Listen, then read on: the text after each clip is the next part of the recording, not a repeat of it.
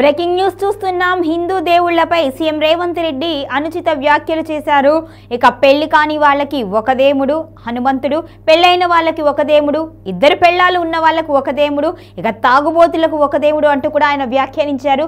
ఈ వ్యాఖ్యలపై హిందూ సంఘాలు అయితే తీవ్రంగా మండిపడుతున్నాయి. ఇలాంటి వ్యాఖ్యలు చేయటం ఎందుకు అంటూ కూడా ఆరోపణలు గుప్పిస్తున్నారు. అసలు మందు తాగే వాళ్ళకి దేవుడు ఉండడం ఏంటి అంటూ కూడా ప్రశ్నించారు.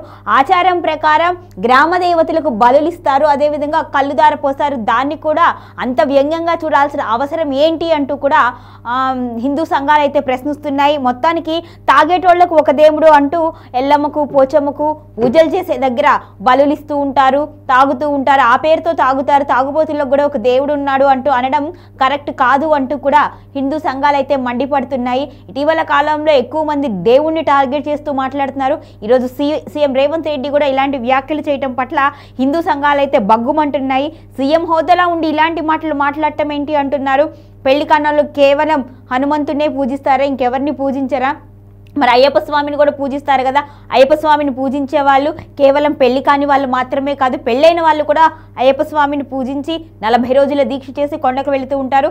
అదేవిధంగా 2 పెళ్లిళ్ళు చేసుకునే వాళ్ళకి ఆదర్శము అంటే శివుణ్ణి అర్ధనారీశ్వరుడుగా చూస్తాము. 2 పెళ్లిళ్ళు 2 భార్యలు ఉన్న వాళ్ళు ఉన్నారు.